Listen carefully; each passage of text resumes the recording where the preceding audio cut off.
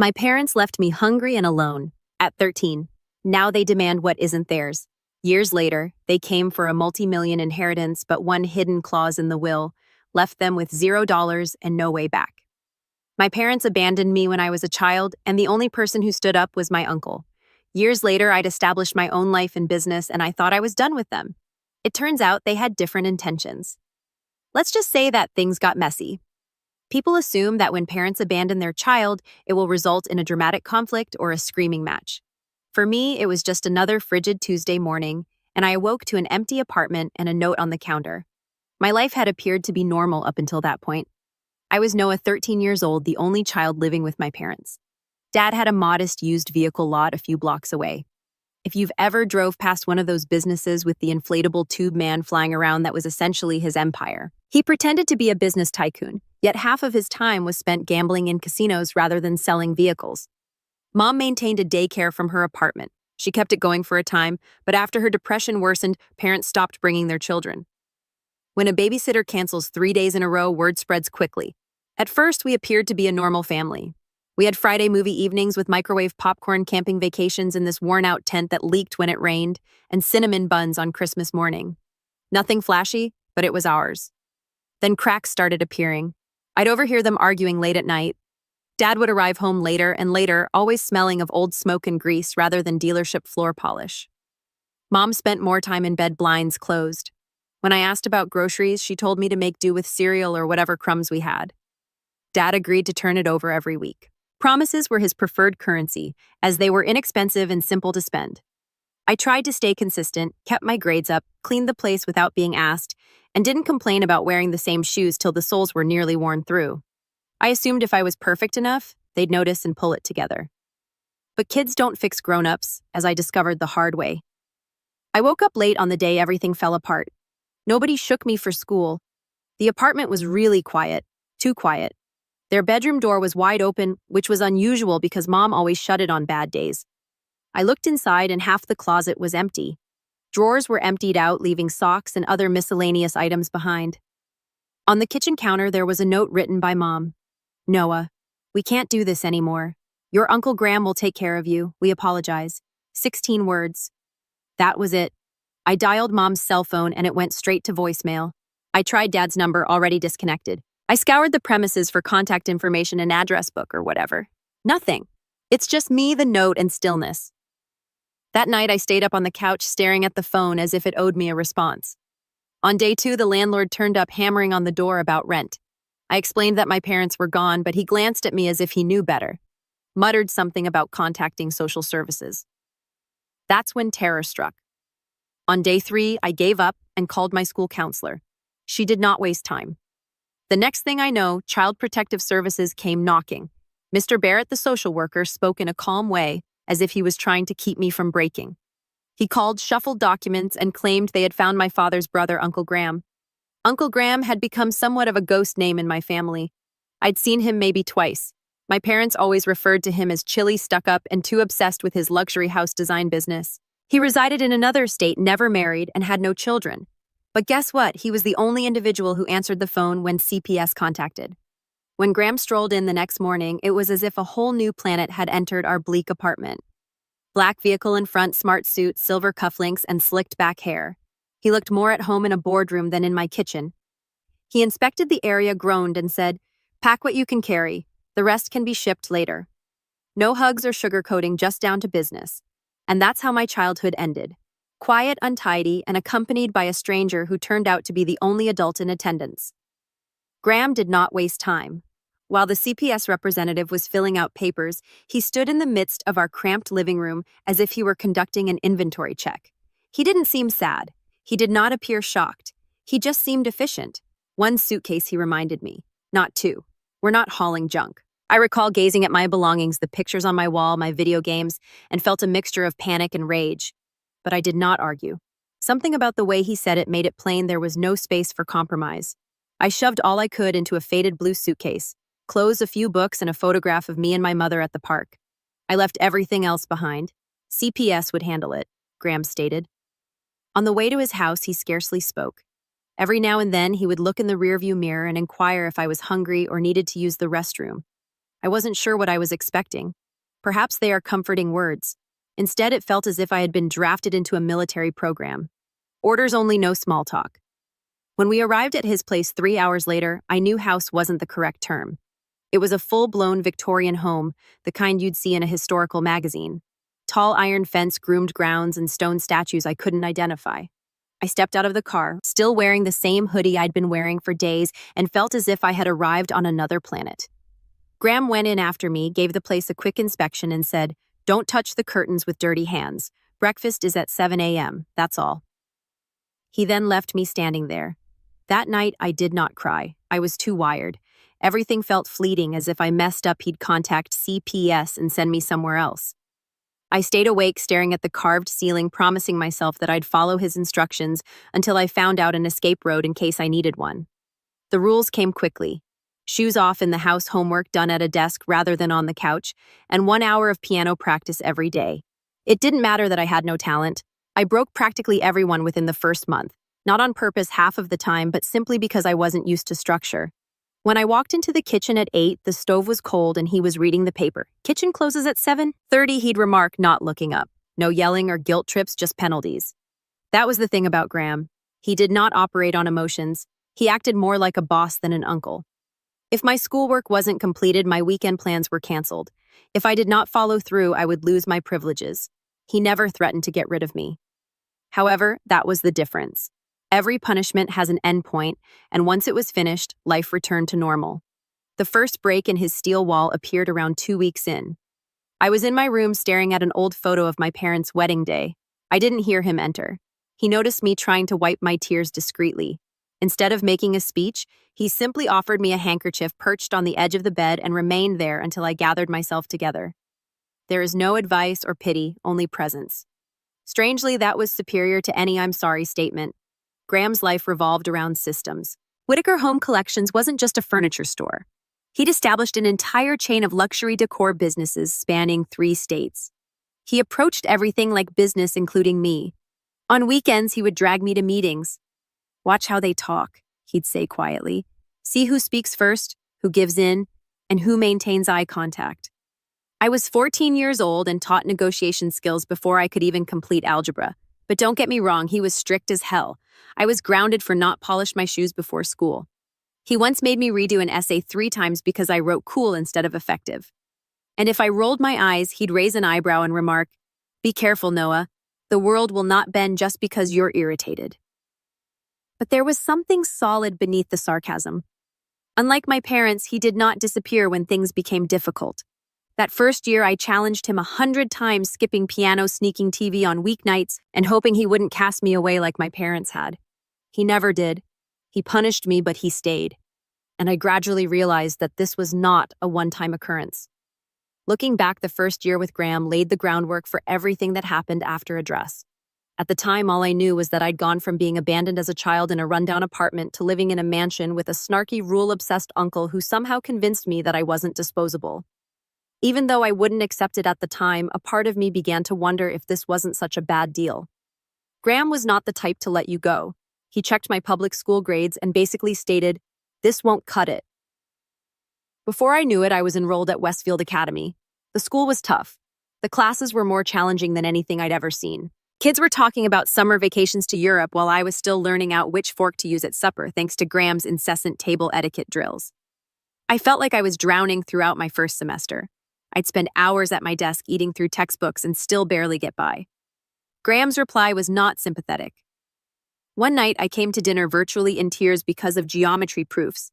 He laid down his fork, gave me that look like I was wasting oxygen, and continued, "Your circumstances changed for no reason of your own, but your response is entirely up to you. Use the chance or waste it. I don't invest in lost causes." This irritated me, but it also hit home. He was not going to give me sympathy points. If I wanted to fit in at that school, I had to work hard, which I did. I used the allowance he granted me to hire a peer tutor. I created study groups. By junior year, I had clawed my way into the honor roll. Graham noticed. He didn't say "good job" or clap me on the back. He simply put a new leather briefcase on my bed one morning saying, "You'll need this." That was his version of pride. At home, punishment was not optional. I used to believe he was merely controlling, but then I learned it was for training. He wanted me to be bright, organized, and ready to work at his level. It irritated me at first, but I eventually realized that those behaviors offered me an advantage. Teachers at school would comment on how well prepared I was.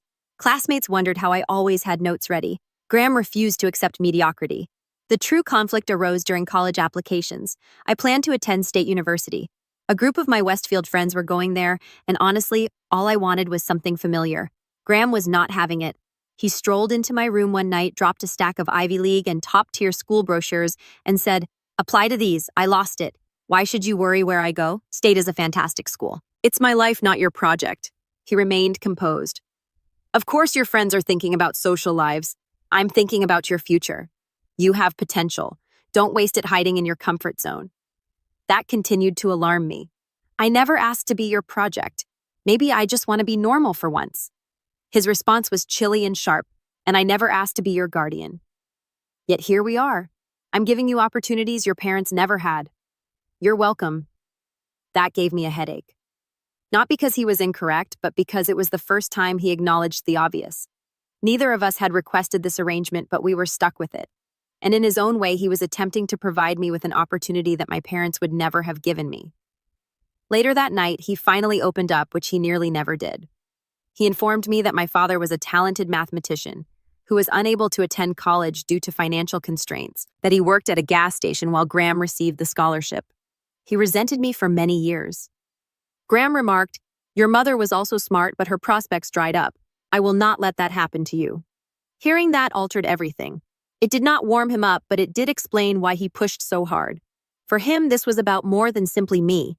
It was about breaking the cycle. I ended up applying to 7 schools just to prove that I was not intimidated. I had 5 options and chose Northwestern, a good blend of prominence and distance. When the acceptance letter arrived, Graham did not smile or cheer. He merely handed me a pen and said, "Sign it. Tuition's covered. There's no drama or sentiment, just action." I couldn't deny it no matter how much I wanted to protest. His approach was working. By the time I prepared for college, I had changed from the kid who strolled into his mansion with only one suitcase. I was brighter, more confident, and perhaps more like him than I cared to acknowledge. College was the first time I felt like I had room to breathe. Northwestern wasn't easy, but compared to Graham's house, it was manageable. I knew how to get up early, manage my time effectively, and work harder than anyone else. While some kids were missing lessons because they partied too late, I arrived with a briefcase in hand, already 5 steps ahead. I joined clubs, challenged myself with group projects, and discovered that I had a talent for design and marketing strategy. Graham's observe everything lessons paid off. I could read a room, figure out who was lying, and utilize silence to coerce individuals into filling holes. It made presentations feel more like negotiations, which instructors observed. Graham didn't soften much while I was gone, but the distance altered our relationship. Calls grew less formal. He would occasionally crack a snarky joke. When I complained about the dining hall cuisine, he remarked, "Good. Consider it training for the real world where everything tastes bland if you're doing it right." I worked at Whitaker Home Collections every summer.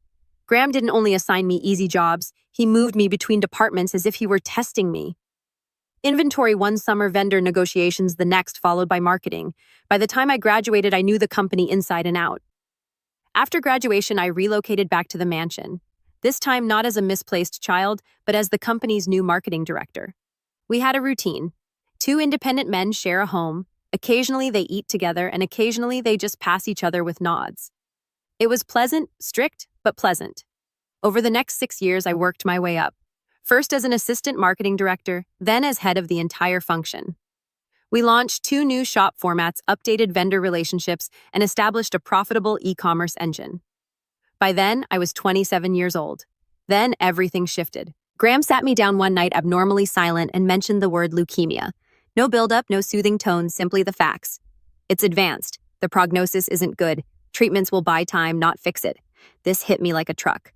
But Graham was not searching for sympathy. He handled it like any other business problem. "We all die," he explained. "The only variables are when and how we use the time before. After that, our roles switched." I took on the responsibility of keeping him on track. Medications, doctor visits, ensuring he ate. Graham would roll his eyes whenever I reminded him, but he never fought me. He knew I was running things his way, which was direct and rigorous. At work, he progressively handed me the reins. First lesser projects, then complete decision-making. He did not hover. If I made a mistake, he would sarcastically point it out before letting me rectify it. Employees who had previously looked at me as the youngster began coming to me first once Graham made it obvious that I was not a placeholder. I was the future. The disease had stripped some of his armor. Not entirely. Even though he was hooked up to IVs, he continued to scream out snarky lines. But in calmer moments, he revealed a side I hadn't seen. When I helped him into bed one night, he gripped my wrist with surprising strength and murmured, "You were the son I never allowed myself to have." That was Graham's way of delivering a sentimental nuke. I wasn't sure what to say. I only nodded since speaking would have been false. 8 months later, he was gone. He slept peacefully. The funeral was not large, mostly business associates, a few distant relatives and staff that admired him. I stood at the graveyard understanding that the guy my parents had always characterized as cold and arrogant was the only one who turned up, the only one who had genuinely built me into someone capable of standing on his own. The mansion seemed empty without his scathing remarks booming through the halls. I'd find myself saving things that I thought he'd enjoy, or mentally planning how I'd tell him about a new technique before realizing he wasn't there anymore. But whether I was in mourning or not, I did not neglect my business. If Graham taught me one thing, it was that action matters more than words. So I honored him by keeping Whitaker Home Collection strong and running business the way he taught me. Sharp, disciplined, and with no and half effort. This was my life for 3 weeks. Business solitude, the heaviness of an empty house. Then the lawyer's letter arrived. A will reading was scheduled. I assumed it would be me, some business partners, and maybe a charity or two. I had no idea my parents were about to come back into my life. Weeks passed before I received a call from Caldwell Graham's attorney. His voice sounded calm and prepared as if he delivered this speech 100 times. "Noah, it's time we read Graham's will. I'll need you downtown next Friday." I responded, "Sure," before hanging up. I didn't think much about it until Friday came. I strolled into the marble lobby and spotted 2 folks I hadn't seen in 15 years. They were not invited.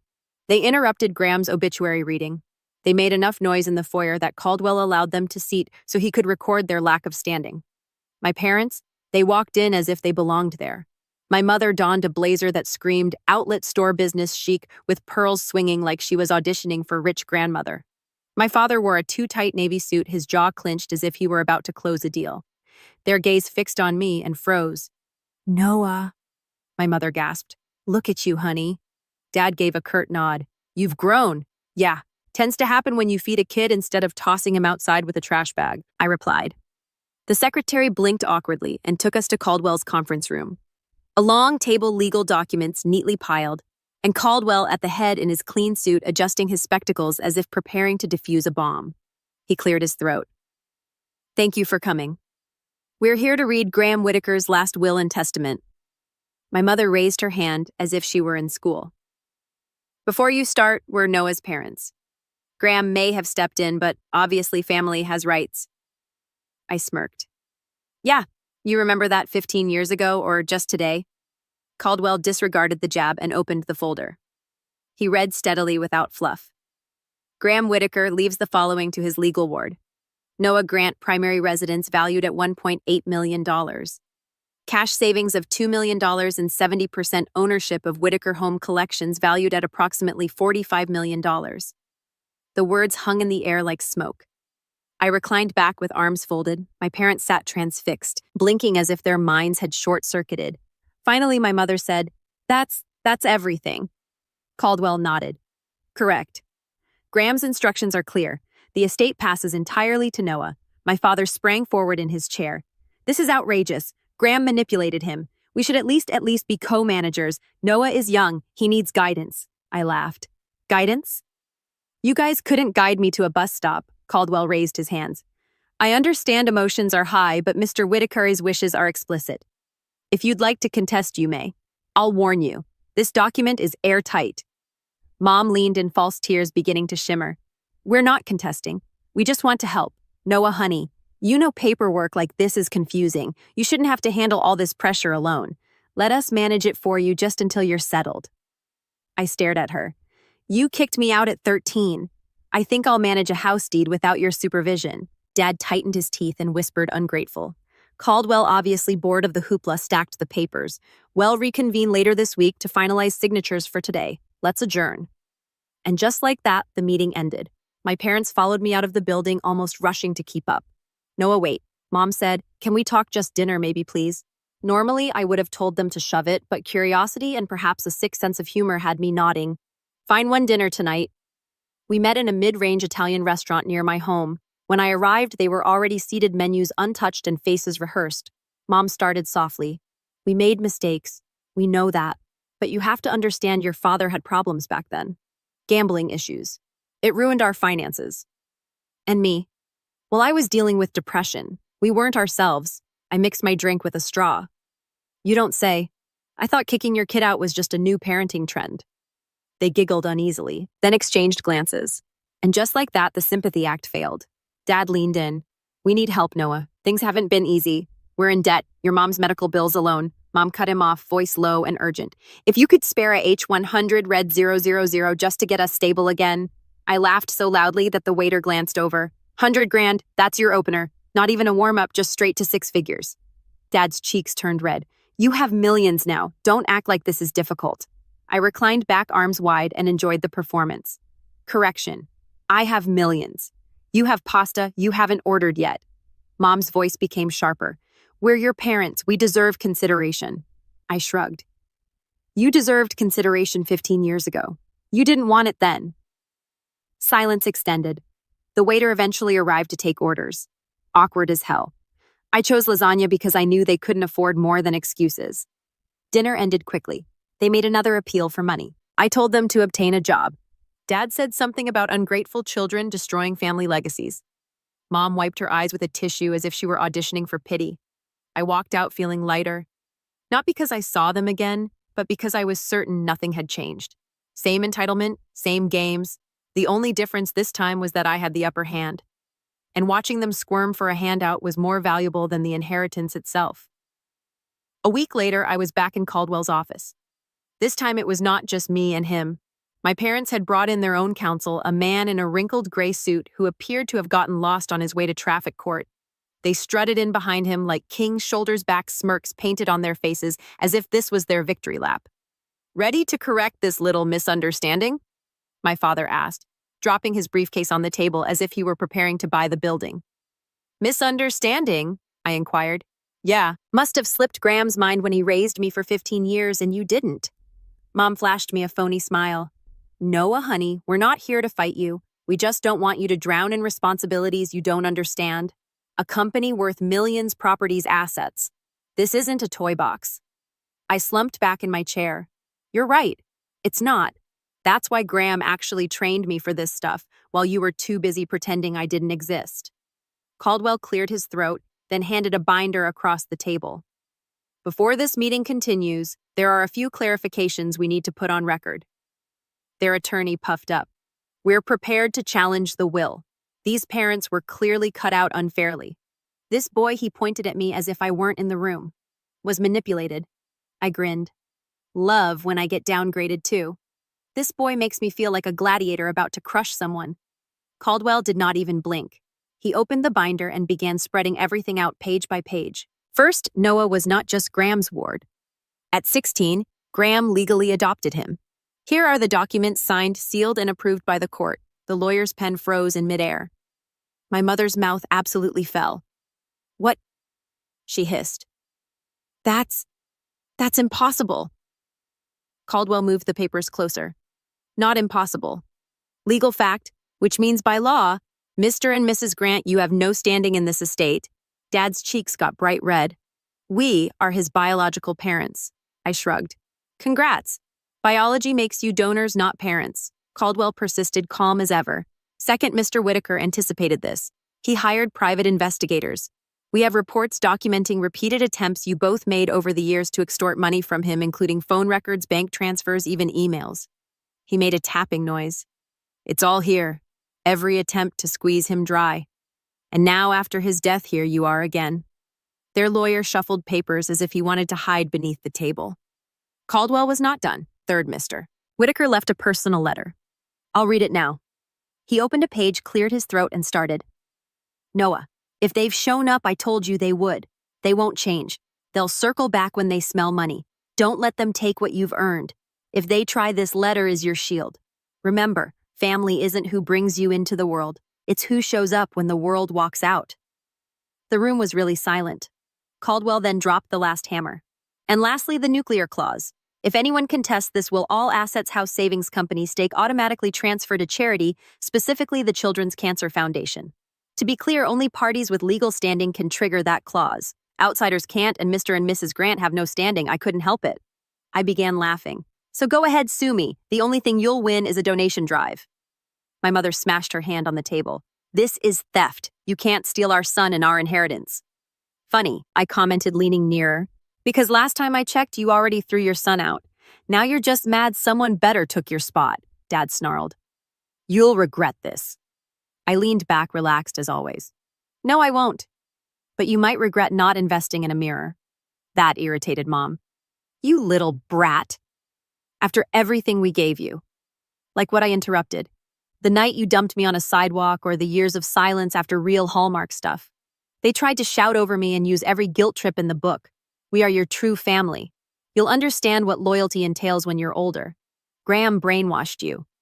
But that was pathetic. They sounded like children whining after being caught stealing cookies. The lawyer attempted to pull them in, but they were too far gone. Mom gestured at me as if she were conjuring lightning. You think you're so clever, but you're still just a child. You'll fall apart without us. I smirked. I've been falling apart without you my whole life. Guess what? I'm still standing. Caldwell waved and 2 building security guards entered. That will be all. Please escort Mr. and Mrs. Grant out. The look on their faces as security took a step forward was priceless. They began protesting, stating they had a right to be there and wanting to talk with someone higher up. But Caldwell simply closed his binder and announced, "Meeting is over." Watching my parents being marched out of that glass tower, screaming and writhing as everyone in the lobby stared, that was the kind of satisfaction money couldn't buy.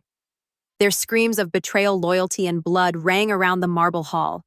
However, everyone else saw them as 2 entitled lunatics. Security took my parents out of Caldwell's office as if they were shoplifters who refused to confess they were caught. But I knew it was not over. People like them do not absorb no. They interpret it as try again louder. I did not wait. I drove immediately to the courts to file for a temporary restraining order. The judge signed it that afternoon. That night, a process server handed them the documents, and I emailed the case number to the police to ensure it was on file. I expected at least a week until the next stunt, but they didn't even allow me 48 hours. The driveway camera showed their rental car creeping in after dark, headlights lowered, as if they assumed herds offered stealth mode for free.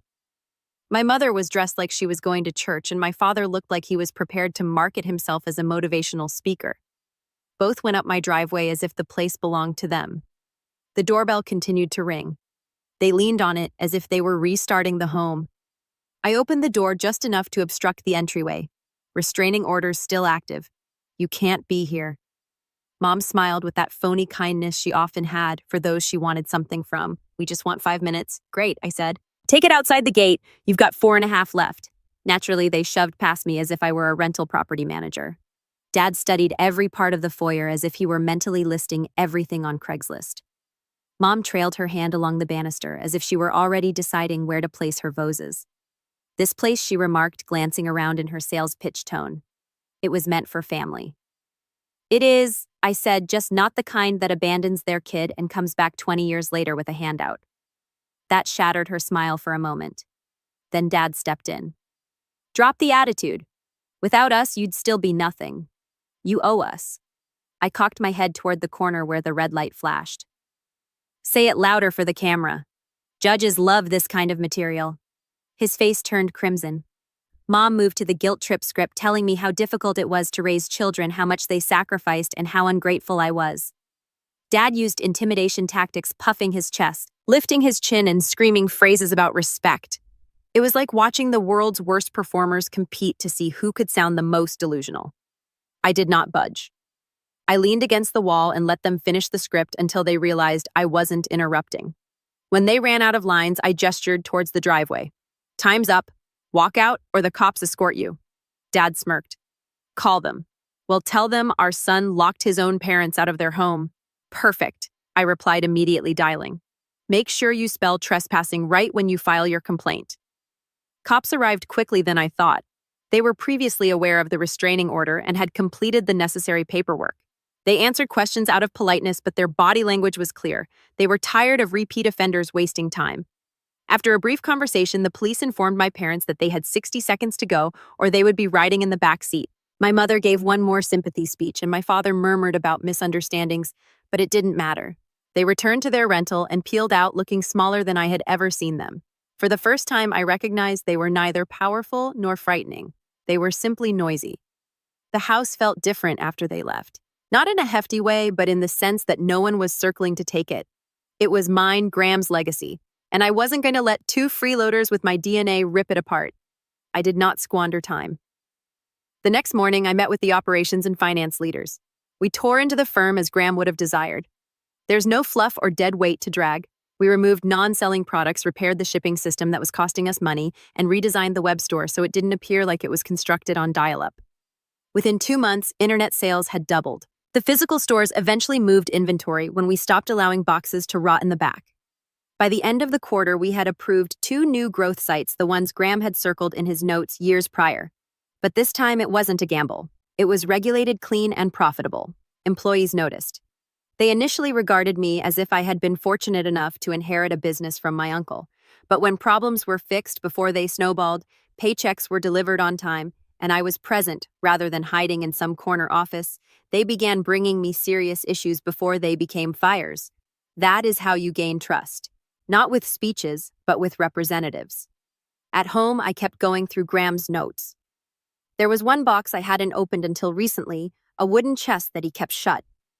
Inside were ledgers, correspondence, and a stack of envelopes labeled with the year. His method of leaving me breadcrumbs. The most recent one stated, "When you are ready." Inside is a single sheet of paper. Trust yourself. Do not wait for permission. Build it better than I did. Short, crisp, and straight to the point. Exactly like him. I still had the cameras rolling.